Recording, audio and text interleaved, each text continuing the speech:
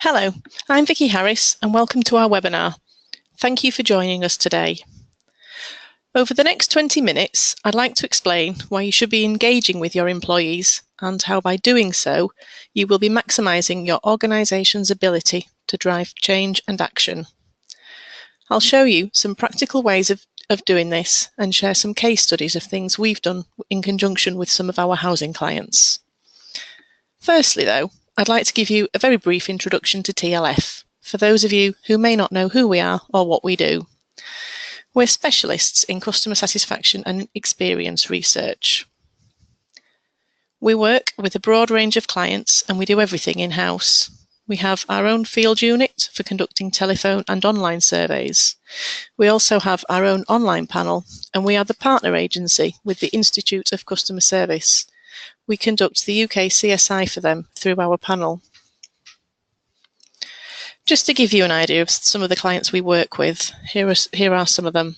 A diverse variety across different sectors, both business to consumer and business to business.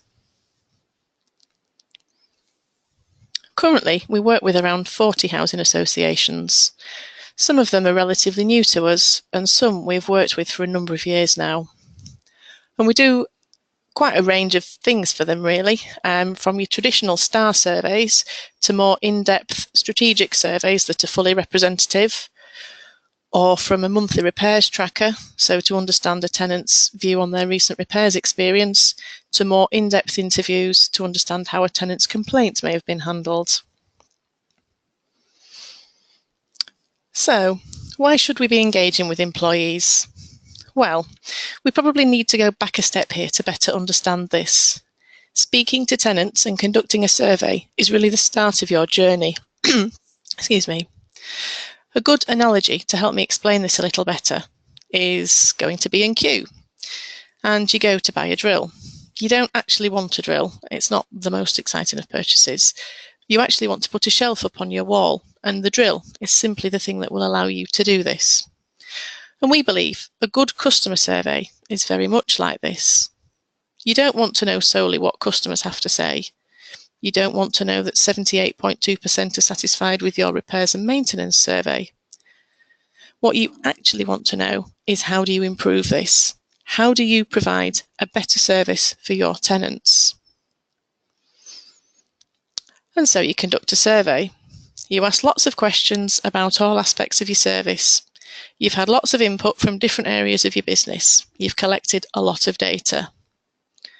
You now have reams and reams of data to sift through, to understand and to interpret. What is all this data telling you? What does it mean? And how do you turn this into insight that highlights what actions you should be taking? Certainly not a quick or necessarily easy task. But we like to turn this on its head. We find clients often can get hung up on asking everything to everyone, then splitting it out by every demographic possible.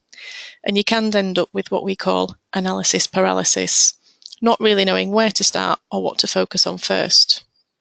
And so we believe that by asking the right questions to the right people in the right way, you can capture enough data that is not only manageable, but provides lots of insight that leads to clear, tangible actions. And this is where your employees start to feature. Once you have conducted your survey, you hopefully should be starting out on the you said, we did loop. Employees need to be made aware of what your tenants have said. And when it comes to action planning, employees, especially those in customer-facing roles, are a brilliant source of ideas for ways of making things better for your tenants. And when it comes to deploying these actions, your employees need to be fully versed in what you're going to do. The likelihood is that it's mostly going to be your employees delivering these actions. And you should be telling customers what you're going to do as well to improve things for them. You need a consistent service through all channels your customers or tenants interact with. And again, this is something you'll be reliant on your employees for. So in short, your employees are fundamental for your organisation successfully driving change. And so, how do we get them on board?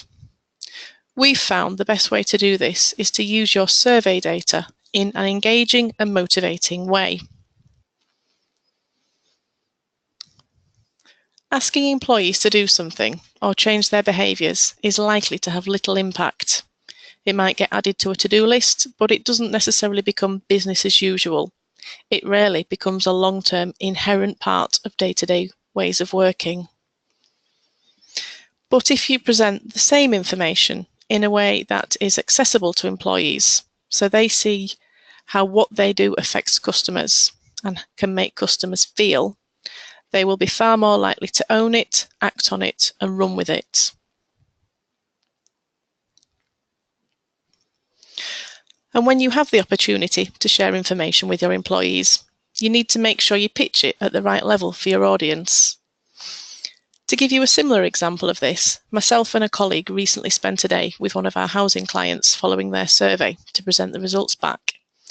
The same results were being presented in 3 sessions, but there was a different remit for each. The first was with the chief exec and his exec team, and the brief for this session was very much, don't beat around the bush, tell us what's good, tell us what's bad, tell us what we need to fix.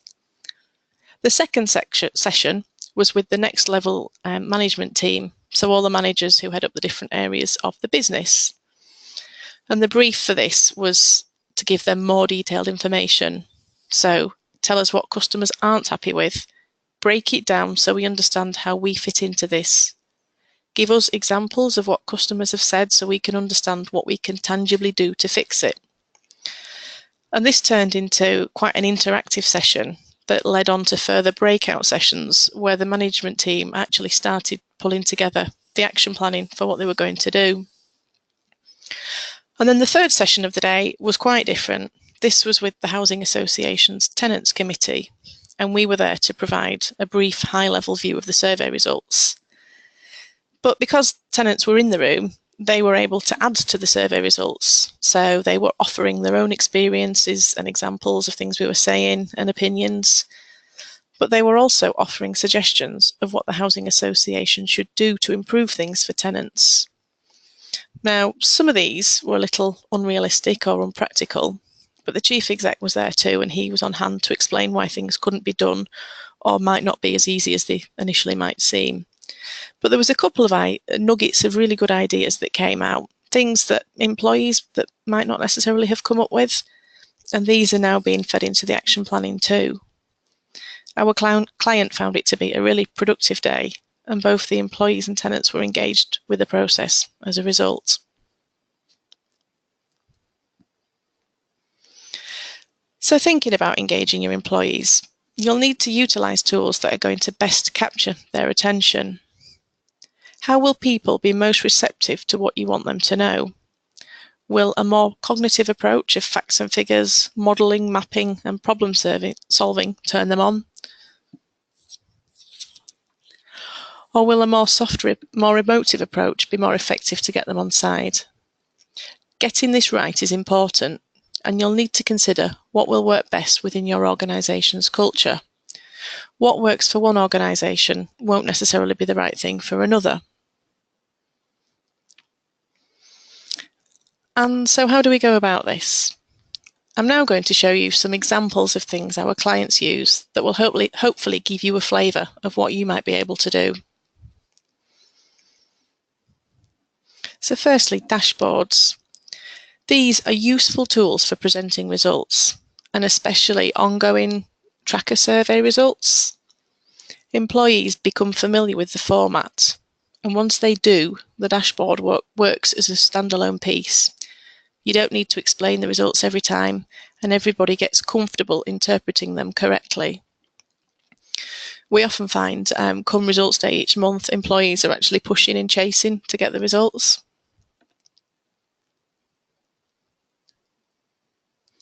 Infographics. Similarly, these allow you to collate a lot of information whilst remaining visually appealing. By using the visual aspects, so the text size, the font, the colour and so on, it lets you highlight and draw attention to the key bits of information you want to highlight. And you can make them as simple or as detailed as you'd like, again keeping your audience in mind and considering what will work best.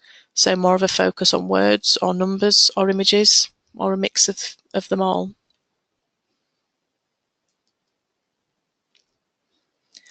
A lot of our clients create posters or feedback leaflets. These can be designed to fit with your organisation's brand guidelines, or the survey results can take on a persona of their own. One of our clients actually set up a brand and an identity for their survey results. It was an ongoing quarterly tracker survey, and with the results having their own sort of name and logo, and by using them regularly, they became instantly recognisable. Posters appeared all around the business, in lifts, stairwells, the canteen, even the toilets. And this just ensured the message was consistently front of mind for employees. But with the posters changing every quarter to show the latest results, the campaign remained fresh. And that example was obviously talking about the use of physical copies, but you should also consider where they can be used digitally within your business. So getting access to your intranet or any internal screens that you have as information sources.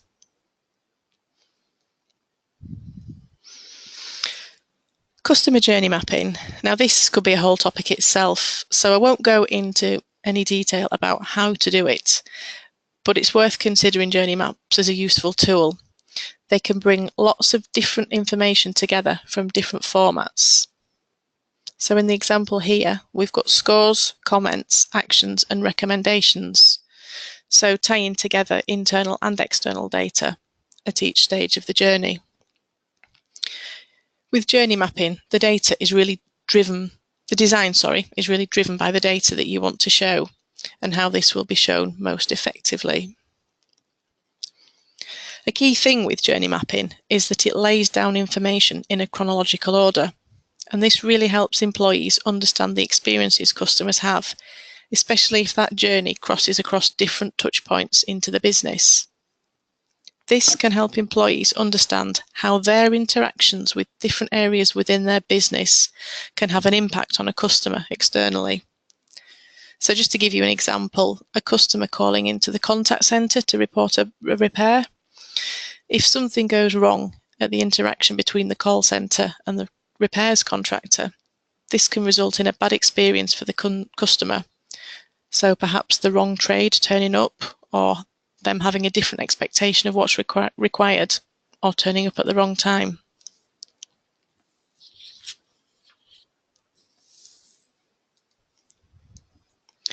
Films are a more involved method, but they can be really effective and a good way to disseminate information throughout the business without the message becoming diluted or altered. It gives you time to cover what you want people to know and lets you tell them what you want them to hear in the exact words with the right tone and sentiment you want to set. The film on screen was a series of different customers talking about their complaint handling experiences. The post-it notes summarised the key theme from each customer. And for the audio, we used excerpts from the actual telephone interviews that we conducted.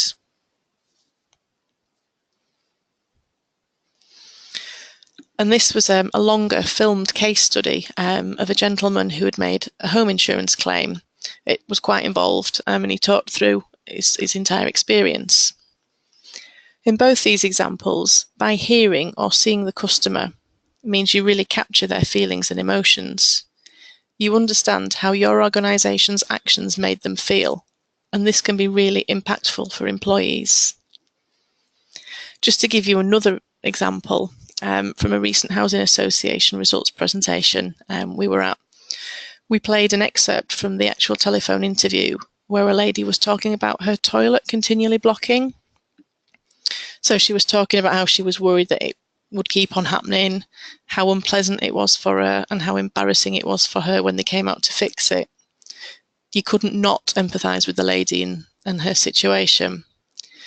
And as you can imagine, from the housing association's point of view, this made everyone in the room feel a little uncomfortable, knowing that their service and systems had allowed someone to be in this position. Films can take on any form, and these storyboards were taken from an animated film that we created for another housing client of ours. They wanted it branding up in line with their new customer charter and service standards, and the film that we produced for them forms part of the launch of the new charter and standards. Since then, it's been circulated around the business and is now included as part of staff training sessions and staff inductions.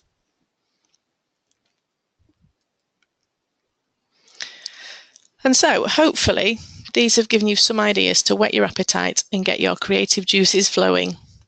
Just to summarise the key points we'd recommend you keep in mind. Make sure you understand the message that you want to convey. Ensure it is clear. Keep the destination in mind.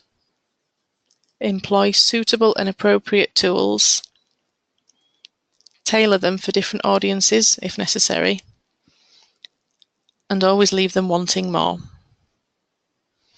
So thank you for your time today. I hope you found our webinar useful and of interest.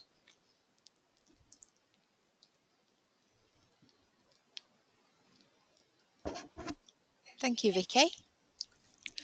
I just wanted to tell you all about an event that we have coming up in April. It's on your screen now and it's available as a handout. It's gone onto our website today, and this is on the 17th of April, and it's a full-day housing event hosted by Vicky and includes presentations from many of our client managers. So I just thought I'd pop that on there and you can take a look. Like I said, the information's on the website and it's available for booking now. If you have any questions, either now or after, feel free to email Vicky or myself. You'll be sent an email afterwards with our details on. And we hope you enjoyed the webinar and you'll join some of our others. Thank you very much.